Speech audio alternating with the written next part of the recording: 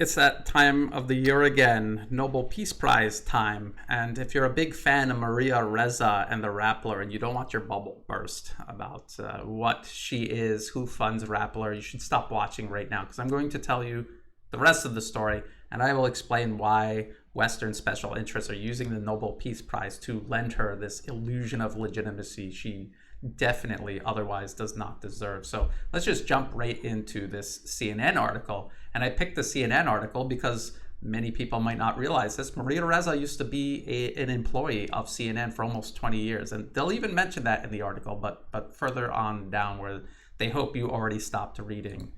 So Nobel winner Maria Ressa vows to fight for facts and the rule of law. Wait a minute. Just some other interesting fact I forgot to tell you about Maria Ressa. She's also a U.S. citizen. So when she's saying fighting for the rule of law, whose law? The laws in the Philippines or the laws in the United States? Very important question to ask. So let's look through this CNN article. Right here, they say she's a former CNN bureau chief and Time Person of the Year, and they're not going to put you on the cover of Time unless you fit in one way or another in their agenda. And they're talking about critical reports on Duterte. They're talking about the president of the Philippines, Rodrigo Duterte, and he's in hot water with the United States because he refuses to sabotage the Philippines' relationship with China, who is their largest trade partner. Also, on multiple occasions, he has threatened the visiting force agreement between the Philippines and the U.S., and this is what the U.S. is trying to use to establish a permanent U.S. military presence in the Philippines and then expand it. And again, this is to transform the Philippines into a battering ram against China, and definitely not in the best interest of the Philippines because China is their largest trade partner. This is solely in the best interest of Washington. And that's what Rappler and Maria Ressa are actually getting the award for, their loyal service to Western imperialism. Now, here, before co-founding Rappler, the Filipino-American journalist spent nearly 2 decades as lead investigative reporter for CNN in Southeast Asia. So that's them admitting she was an employee of CNN for nearly 2 decades, and she's also a U.S. citizen. There's a question inside your head that you're probably asking: if she's got dual citizenship, where do her loyalties lie? Which is an important question to ask. If you're in politics or you're into journalism, which is obviously linked to politics, your loyalties are important to question. So where are Maria Ressa's loyalties? She's funded by the U.S. government. We know this because we can just go to the U.S. government's National Endowment for Democracy's official website, Philippines 2020, and we could scroll down, and all the way kind of like hidden at the bottom is Rappler. Rappler, 180,000 US dollars. This is not an insignificant amount of money, not anywhere in Southeast Asia. You could do a lot of work with that amount of money. Who else was behind Rappler's inception, the funding behind Rappler's inception? Rappler will tell you themselves. This is their website, and this is The Rappler Story, Independent Journalism with Impact. And that's bold. That's bold to make that your title and then explain all of the foreign money pumped into your so-called independent media platform. And so let's scroll down and let's see who was pumping money into Rappler from the very beginning. The Omidyar Network. The Omidyar Network, that's who is pumping money. And there's also this North Base Media and the funding that it's associated with. This is all tied to Open Society Foundation, the U.S. government, and this is what they do. They have all of these foundations spread out so they can build capacity for their propaganda networks, and that's what Rappler is a part of. A lot of people, when they have their U.S. government funding exposed finally after denying it, once it's exposed, they'll say things like, the NED just gives me this money. I don't know anything about the NED, whom I depend on year to year to run my business. So I don't know anything about them. They just give me this money. I never talk to them, and they don't tell me what to do. But that's not true at all for any NED grantee. We know for a fact that they secretly arrange these video conferences, and all they talk about is what they need to do and regime change, and it has nothing to do with democracy. We have caught the NED doing that in the past, but in Maria Ressa's case, it's very obvious she's associating with the NED in person in Washington, D.C. So let's look at this, though. U.S. should resist Maria Ressa verdict, Washington Post. So they got the Washington Post explaining why the U.S. government needs to get involved in the internal political affairs of the Philippines. They'll never mention that it's because she's a U.S. citizen and funded by the U.S. government. That's why. They need to save their asset. There's also things like this. She's getting interviewed by the NED, and they claim that, well, this is actually the International Forum for Democratic Studies, and it's not necessarily reflecting the views of the National Endowment for Democracy. But if you look into what that forum is, it is the National Endowment for Democracy. So there's that. Then there's this. This was, when was this? This was 2017. There's Maria Ressa yucking it up with Madeleine Albright in Washington, D.C. And this is the National Democratic Institute. It's a subsidiary of the NED. This is what she has been doing. This is what she does. She hangs out in Washington, D.C. She conspires with them against her own country, the Philippines. And, well, I'll make an interesting point about that because she does have this dual citizenship.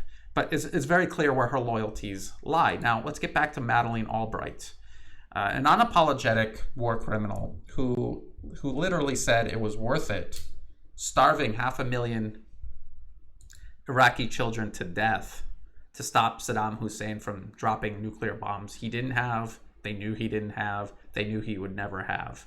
So that was just a lie they told to justify starving to death 500,000 Iraqis, because the real agenda there was regime change.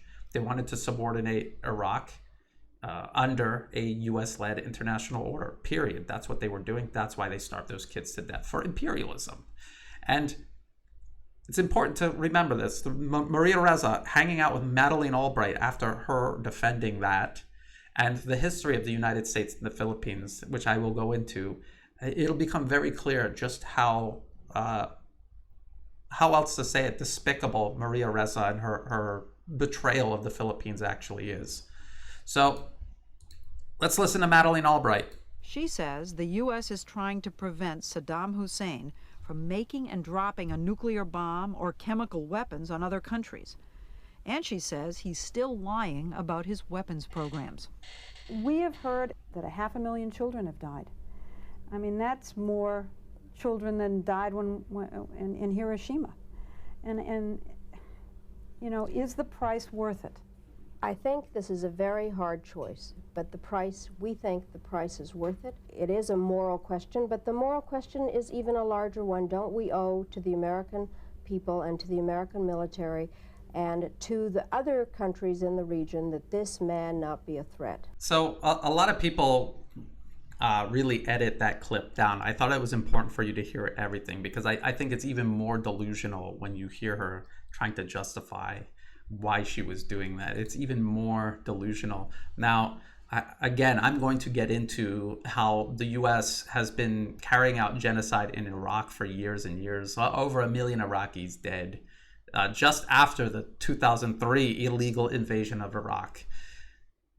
And then when you look at what the U.S. did in the Philippines for almost 50 years, all of the massacres and genocide that they were carrying out in the Philippines, there's a pattern developing here. And so you have to question Maria Ressa and Rappler and their unswerving allegiance to the U.S. It goes beyond them just getting funded by the U.S. government every year. There's a real pathological process in play here. Now, another thing people will say about the NED is that, hey, look, you know, all right, fine.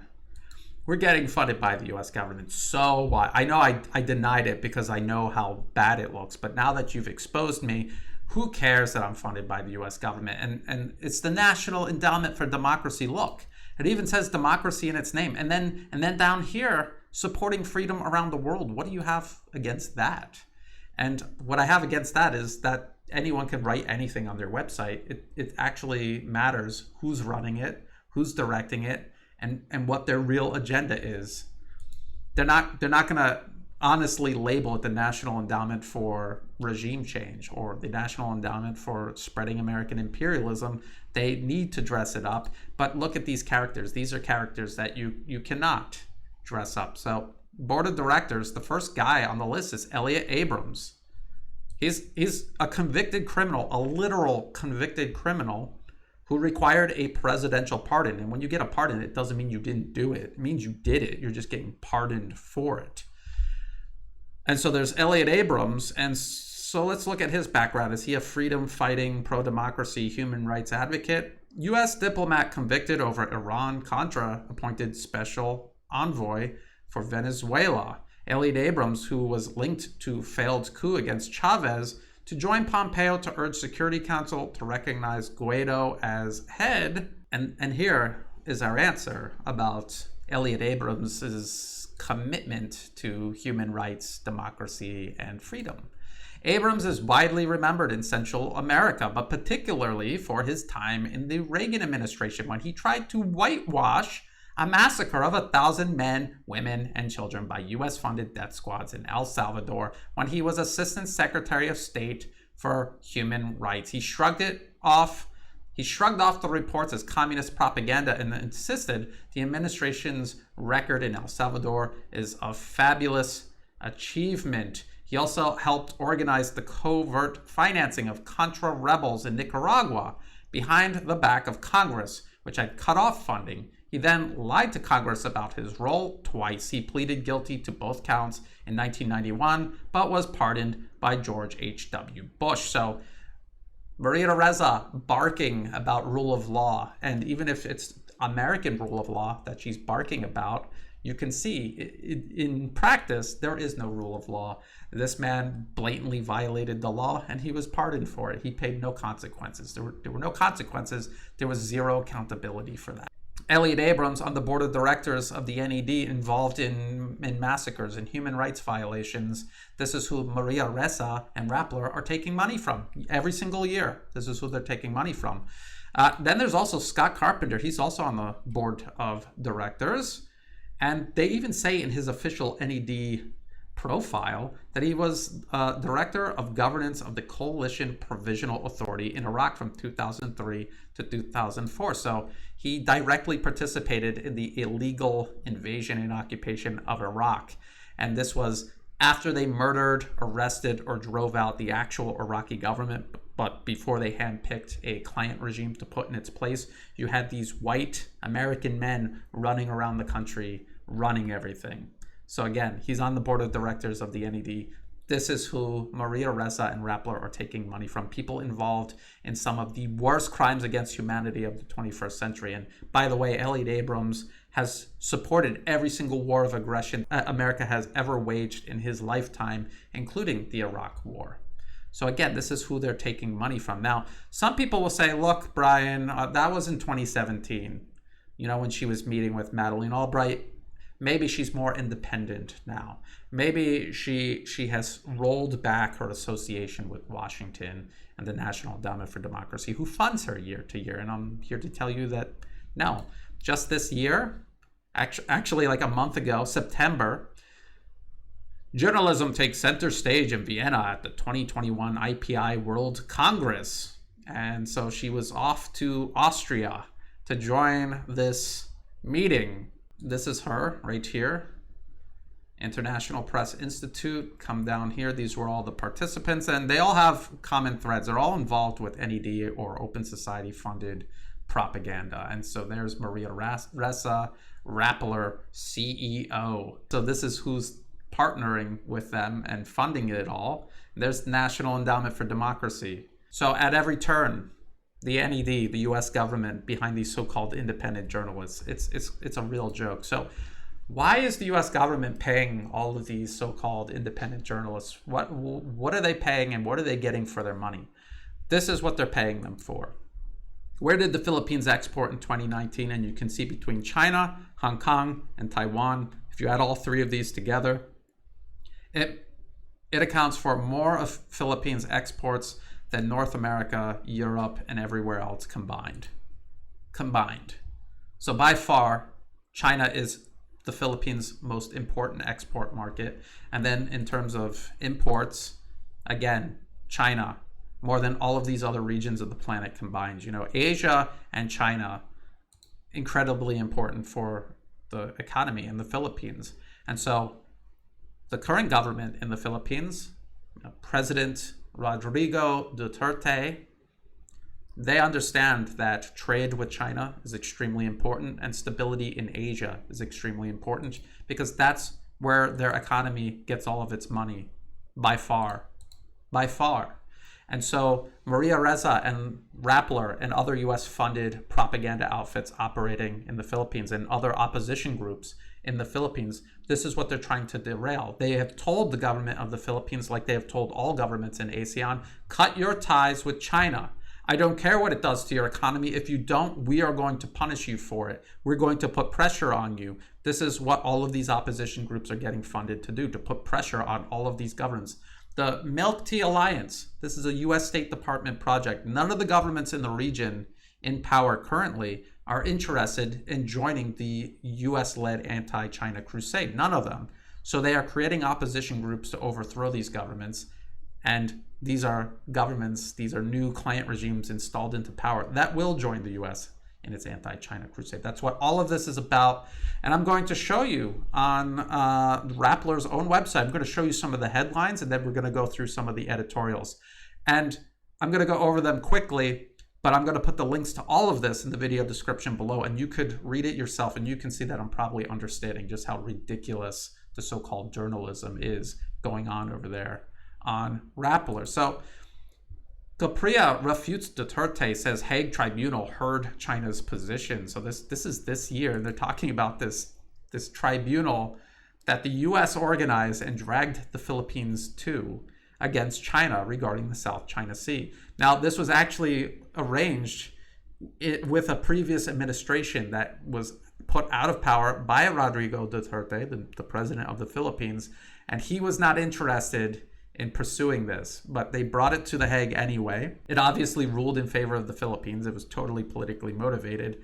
And then the US was pressuring the Philippines to wave this around in China's face, and President Duterte refused. And so we get headlines like this because Duterte is trying to downplay it and maintain peace and stability in the region, and all of the US-backed opposition figures and media are trying to pressure him to do otherwise. Here we go. Duterte still defeatist towards China on West Philippine Sea issue. Where the heck is the West Philippine Sea? I can't find it anywhere on any internationally recognized map, because it's another one of these Taiwan things where they just make nationalists encouraged by the United States just call it the West Philippine Sea. It's actually the South China Sea. And so you could see the editorial slant here at Rappler. Here, this is a good one. In charts, how Duterte's love affair with China shaped the Philippine economy. And again, I just showed you their largest trade partner is China. And it's not President Duterte and a love affair with China. Every single country in the region, their largest trade partner is China, because China makes things and the US destroys things. And so people want to do business with people making things, not people destroying things. Common sense that escapes the people at Rappler and Maria Ressa most of all. Lorenzana, ex-China envoy, told me, please do not touch Philippine-US military treaty. And so this is about the opposition in the Philippines begging the US military to basically occupy the Philippines so that they could get some water in the South China Sea that they think they own, that has no impact on their life in any shape, form, or way, but just because they've been stirred up by these US-funded agitators. Here's a good one. So now we're getting into the op-eds. Why you should vote for a Duterte in 2022. And so they're being very sarcastic here. If you want to witness foreigners continue to illegally claim parts of Philippine territory and violate our sovereignty, you should vote for Duterte. But you might also say, if you want foreigners to continue to illegally run your media and political opposition, continue reading Rappler and supporting all of the opposition figures they promote. Here's another one. Analysis between justice and diplomacy. What is the ASEAN for? So they're complaining about ASEAN also not caring about this tribunal the US organized for the Philippines against China, because none of these countries want a problem with China. They're pretty happy with the status quo, and they gain absolutely nothing by making an enemy out of China. Here's a good one. Opinion, doubling down on deterrence in the West Philippine Sea. So when people are calling things by a name that are not internationally recognized, you know that there's definitely an agenda and maybe some radicalization taking place. And this isn't the first time the US would be funding radicals. So look at the cartoon here. It's big bully China stepping in the West Philippine Sea, and how cross. We're so cross with China. War is off the table, simply put, because China does not want it, and it can ill afford it regardless of how much Beijing beats its chest. And I'm completely unaware of this chest beating.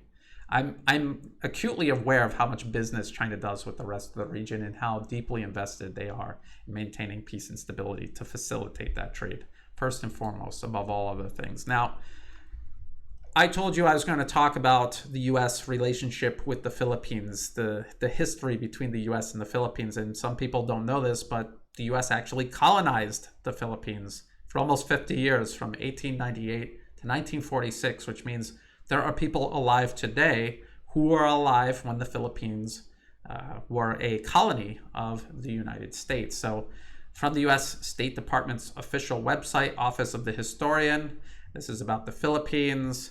And they're saying here about how they recognized the Republic of the Philippines as an independent state on July 4th, 1946. Wow, what a coincidence. July 4th.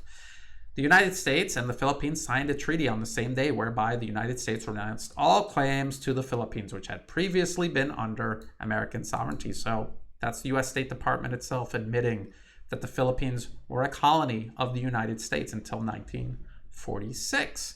And how was that occupation, that colonization? Was it a period of enlightenment and development? No, it was savage, brutal suppression. The people in the Philippines did not want to be a colony of the U.S. They rose up against the occupation, and the U.S. brutally and without mercy slaughtered them in multiple massacres and what could actually be described as genocide versus what the U.S. claims is going on in Xinjiang, which they'll always put a little asterisk and say not really genocide, cultural genocide. In the Philippines, the U.S. was filling mass graves with dead bodies. Here, the legacy of this occupation, this colonization, is enduring. So this is from 2018. U.S. returns bells looted after Philippine wartime massacre. And this was really important for the Philippines.